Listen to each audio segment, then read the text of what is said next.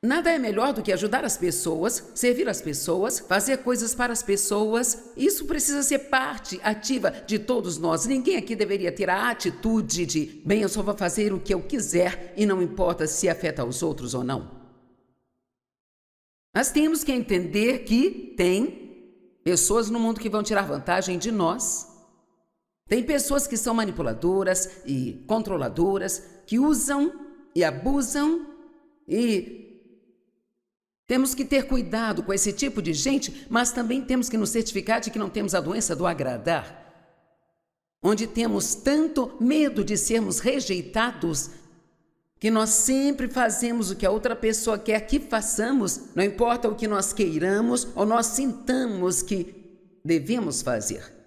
Alguns de vocês têm um problema real com isso. Alguns de vocês, talvez nem tanto, mas eu não vejo por que todos aqui não poderiam se beneficiar dessa mensagem hoje? Então, Pai, te agradecemos por nos ajudar e por nos libertar. Você costuma se ver dizendo sim quando alguém lhe diz para fazer um favor e depois você se arrepende disso? Talvez você tenha dito sim enquanto seu coração gritava não. E aí você acaba se sentindo vítima e fica ressentido.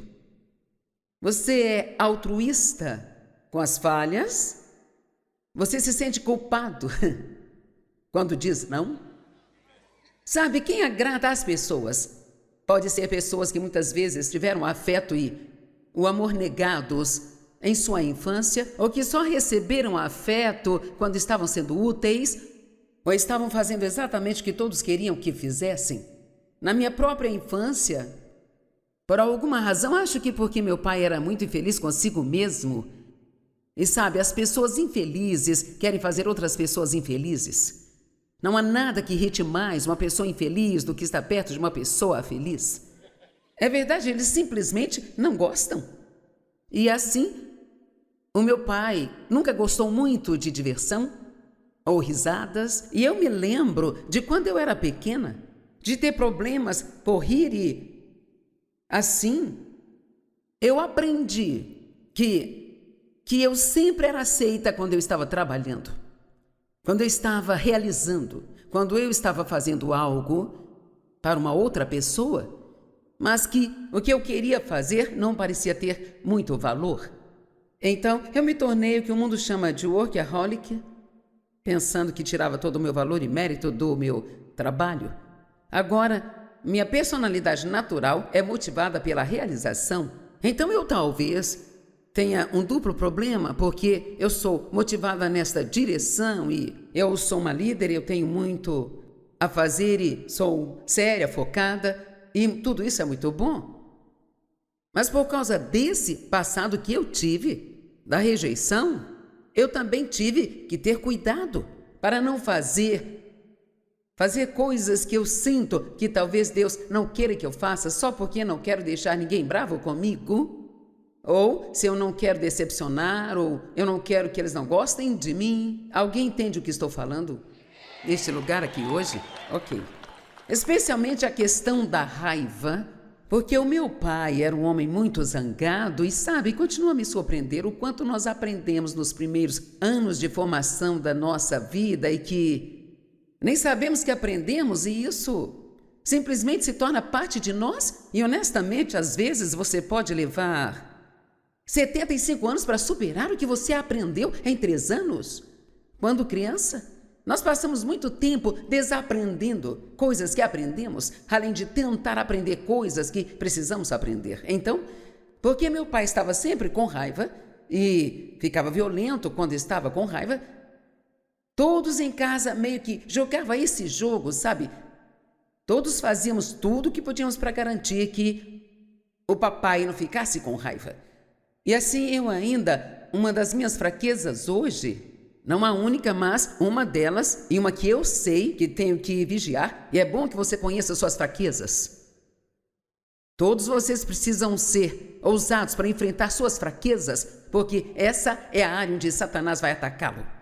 Então, você tem que estar ciente de quais são essas fraquezas. Então, eu não gosto quando as pessoas, especialmente da família, ficam bravas comigo. Agora, tem algumas pessoas que não me importo, mas na minha família, pessoas que eu tenho que ter por perto o tempo todo, eu não quero ninguém chateado. Nem que meus filhos fiquem bravos uns com os outros, nem que Dave, um de nossos filhos, fique bravo um com o outro. Eu cresci com tanta turbulência quando criança que eu realmente sou uma grande fã da paz. Bem, todos devemos querer a paz, mas nunca devemos jamais comprometer o que acreditamos que Deus quer que nós façamos para mantê-la, sabe? Se Deus manda confrontar, temos que confrontar. Se Ele disser diga não, precisamos dizer não. Então eu quero dizer novamente que não há nada de errado em agradar as pessoas, mas se isso significar que você não vai agradar a Deus para agradá-las, então você vai perder seu destino se fizer isso. Ouça o que o apóstolo Paulo disse, eu amo isso, Gálatas 1:10. Agora estou tentando ganhar o favor dos homens ou de Deus? Procuro agradar aos homens? Se eu ainda estivesse buscando popularidade com os homens, eu não seria agora um servo do Senhor Jesus Cristo. Sabe o que ele realmente está dizendo? Se meu objetivo fosse manter todos ao meu redor felizes, eu teria perdido meu destino.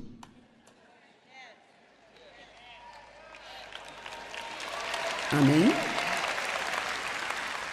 Sabe, isso é uma coisa forte para se pensar.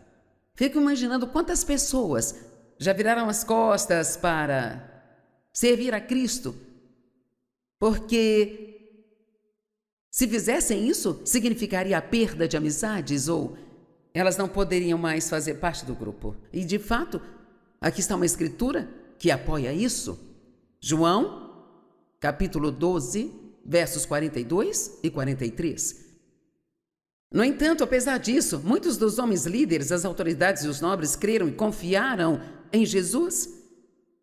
Mas por causa dos fariseus, eles não o confessaram, por medo de que se o reconhecessem, eles fossem expulsos da sinagoga.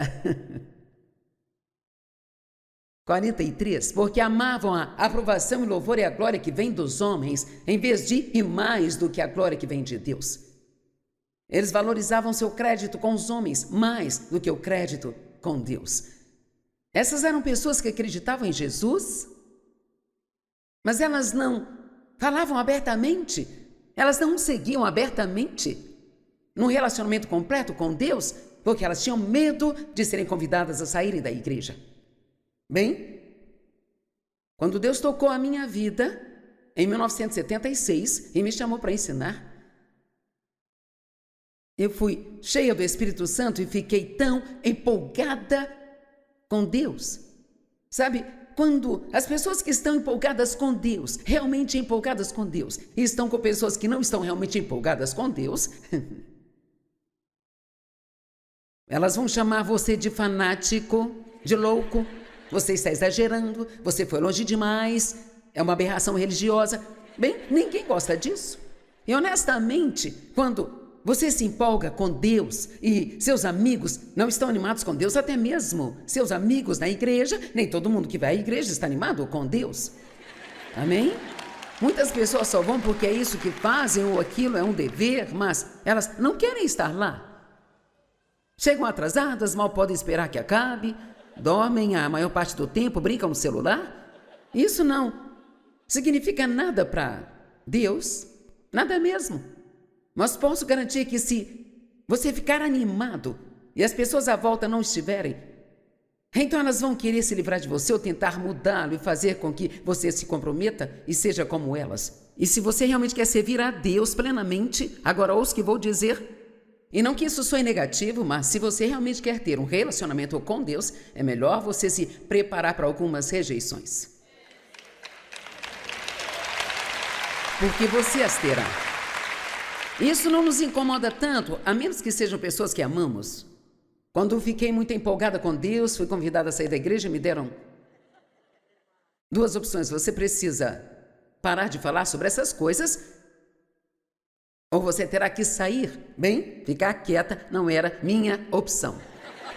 E não tenho certeza se eu seria muito melhor nisso agora, mas isso foi uma grande coisa para nós, porque O David cresceu naquela denominação em particular, todos na família faziam parte daquela denominação. Aquilo era o que nós éramos. Nossos filhos frequentavam a escola, nossa vida social girava em torno de lá. Então, sabe, para mim, para eu estar onde estou hoje, eu tive que estar disposta a perder alguma coisa. Vamos lá?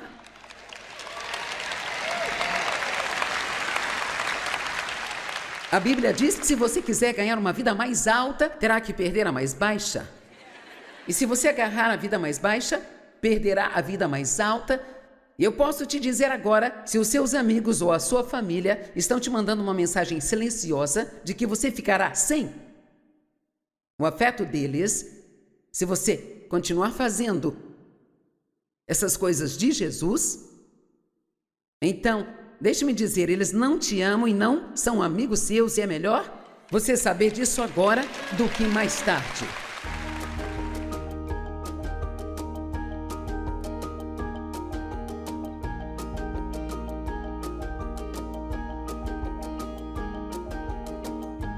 Joyce, nós vamos ajudar tantas pessoas hoje, porque... Talvez até nós mesmos. Exatamente. Vamos falar sobre como lidar com uma discussão de uma forma mais saudável e bíblica.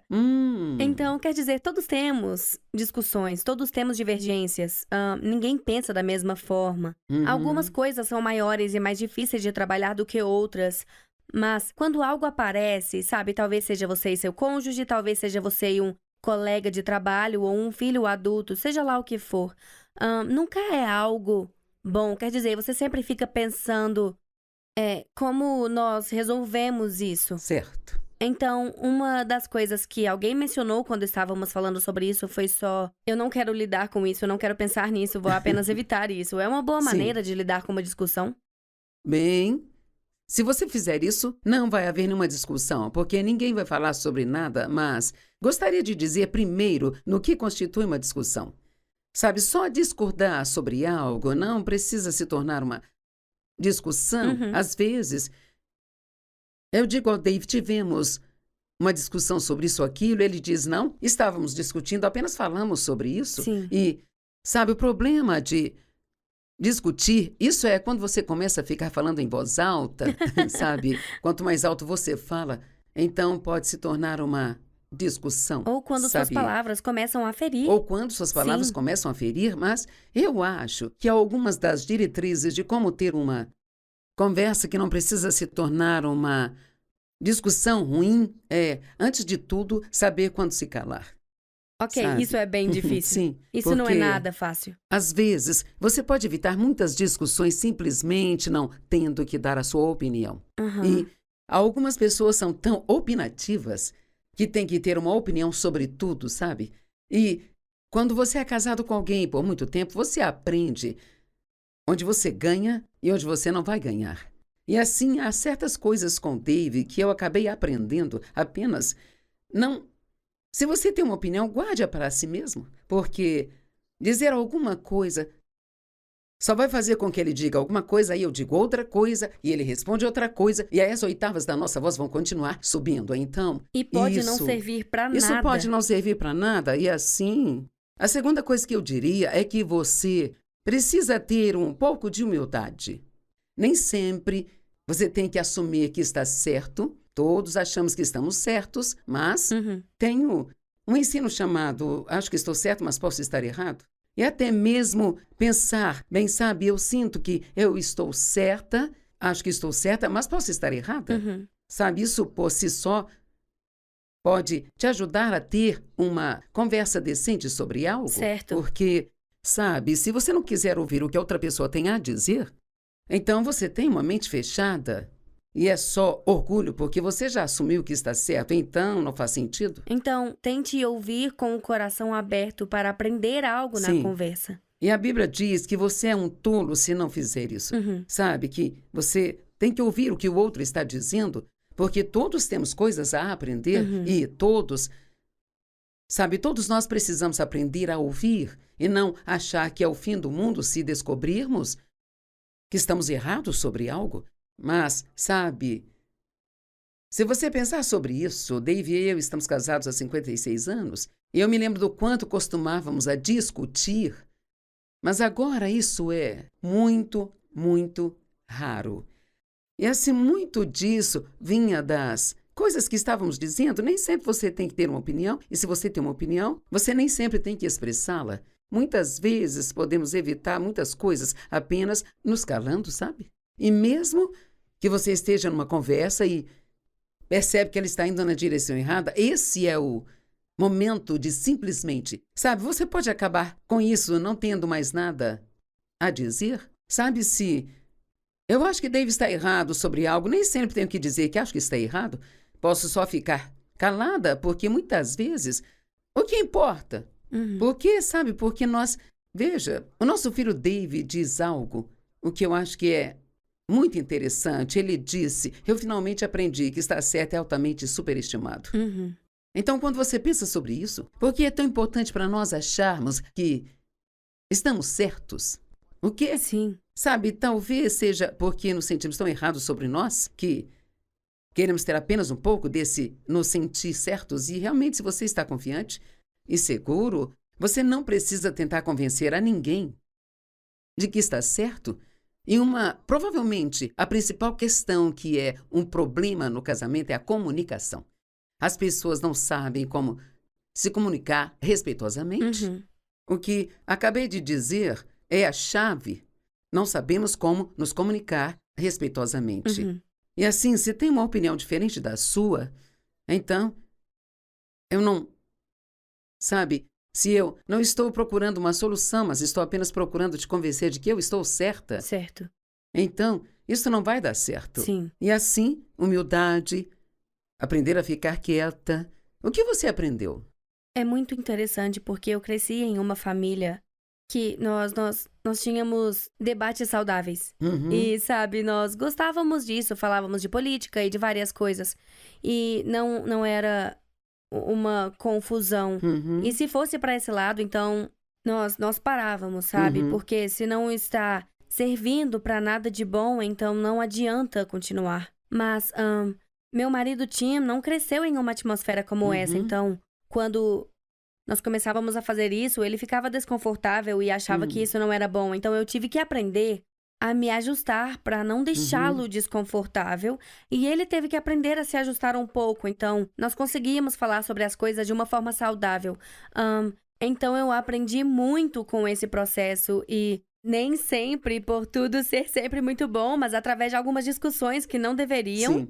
Nem necessariamente tinham que chegar a esse ponto, mas há coisas importantes sobre as quais nós tivemos que aprender a falar de forma saudável e produtiva. E o que você disse sobre respeito e fazer isso em amor é um ponto muito fundamental. Sabe, realmente, todo mundo tem direito à sua opinião. E nós precisamos de respeitar o direito deles de ter uma opinião. E eu cresci em uma casa cheia de discussões, sabe? Mas nada disso era um debate saudável. Era tudo porque meu pai era um homem iracundo e... Realmente, muitas vezes, não havia muita discussão porque tudo era do jeito dele, não importava o quê. Sim. E claro que eu não falava coisa alguma, senão eu levava um tapa, ou ele me mandava calar a boca, ou algo assim, então... Foi muito difícil ter uma personalidade forte e nunca ter nenhum tipo de liberdade para ser quem eu era e sempre ter que estar debaixo da autoridade de uma outra pessoa que estava errada na maioria das vezes. Sim, justo, mas ele nunca admitia. Sim. E eu acho que, ao sair daquela situação... Eu estava tão cheia de querer expressar a minha opinião que então eu achava que tinha que ter uma opinião sobre tudo e eu provocava. O Dave, eu sabia que eu tinha me casado com o senhor certo, só não sabia que seu primeiro nome era sempre. E sabe, honestamente, eu não estou pegando no pé dos homens. Eu acredito que isso é algo que Deus pôs neles. Eles podem ter um pouco de desequilíbrio, mas a maioria dos homens sempre acha que está certo. Sobretudo, eu não sei se tinha assim, mas... Vou ser completamente honesta. Tim é um pouco assim, mas talvez eu seja mais assim do que ele. Sim, bem... Assim, você me conhece, então. Quero dizer, Eu estou sempre disposta a dizer sinto muito. Porque eu não suporto contenda, sabe? Eu cresci em uma casa de contendas e, claro, tivemos muito disso em nosso casamento nos primeiros anos, mas eu aprendi que a contenda é realmente perigosa. É mesmo. Deus só pode trabalhar em uma atmosfera de paz. E se nós queremos que nossas vidas sejam abençoadas, precisamos aprender a navegar pelas diferenças de opinião, pacífica e respeitosamente. Sim. E você pode... A união não significa que vocês sempre pensam da mesma maneira sobre tudo, sabe? Mas eu só... Esse é um ponto importante. E eu continuo voltando ao respeito. E é muito importante falar com as pessoas com um tom respeitoso. Falar com elas com palavras respeitosas e até mesmo dizer coisas como, sabe, eu respeito o seu direito de ter a sua opinião, sabe? Dave e eu aprendemos a discordar de forma agradável. Você não precisa... Exatamente, sim. Você e eu somos amigas, mas não vamos concordar sobre tudo. Sabe, as pessoas são realmente muito diferentes. Sim. E então eu acho que, para as pessoas que estão assistindo, especialmente as que estão tentando... Quando você é casado, tem que falar sobre as coisas. Não dá para não falar. E nem sempre vocês vão pensar da mesma forma com relação a tudo. Sabe? Comprometer é algo bom. Às vezes você terá parte do que quer e eu também vou ter e vamos conviver bem, mas há tantas decisões que vocês têm que tomar juntos sobre filhos, finanças, o que quer que seja, e tem que haver um dar e receber ou simplesmente haverá guerra o tempo todo, sabe? Você está certa. Então é muito importante aprender. A Bíblia diz, uma resposta branda desvia a ira. Então, sabe, o tom da voz tem muito a desempenhar nessas conversas entre o casal. Você pode dar uma resposta e parecer um sabichão? Ou pode dizer as coisas em um tom respeitoso? E isso, realmente, o tom de voz que você usa é extremamente importante. E assim... E se você tiver que fazer uma pausa para poder recuperar ou algo do tipo, recue também. Certo. Como você disse, só fique quieto. Sim, na verdade, quando eu tinha conversas com Dave, que percebia que estavam indo na direção errada, eu me levantava e dizia a ele, estou indo ao banheiro e volto já. Porque eu tinha que ir ao banheiro e ter uma conversa comigo mesma, antes de poder voltar e continuar a conversa com ele. Porque eu podia me sentir ficando na defensiva e, não querendo ser maleável, ou admitir que eu estava errada. Então eu ia e dizia, tudo bem, Joyce, desista disso. Vamos abrir mão do orgulho. Deus me ajude a ter um espírito humilde aqui. Eu não quero discutir. Se estiver errada, me ajude a admitir isso. Sim. E assim, às vezes é bom apenas recuar um pouco e meio que redirecionar e acertar as coisas. Isso é então, algo com o qual Deus me ajudou, especialmente nesses, eu não sei, últimos 15 anos ou mais, sabe? Ele tem trabalhado isso em mim, neste desejo de estar certa, de achar que está certa. Isso não significa que você está certo. Certo. E assim, não importa o que, sabe, as pessoas pensam. Quer dizer, todas essas coisas que você acha que importam, eles precisam saber que eu sei disso. Sim. Ou eles precisam saber que eu estava certa sobre isso. Nenhuma dessas coisas importa. E ser capaz de abrir mão dessas coisas e tratar as pessoas com respeito e amor realmente nos muda muito mesmo. E quando não é aquele instinto natural, quer dizer, você pode ver isso em uma criança de 3 ou 4 anos, sabe? Certo, sim. Não é assim que aprendemos. Certo. Então é algo que Deus tem que nos ensinar ao longo do caminho. Sim, eu acredito que Deus acabou de pôr isso no meu coração. Você não precisa tentar provar que está certo. Que diferença faz acharem que você está errado? Se você precisa, e esta é a parte importante, se você precisa de provar que está certo, deixe-me cuidar disso. Porque ele pode fazer isso. Só queremos que as pessoas sejam pacíficas e convivam bem. Isso faz cada dia ser melhor.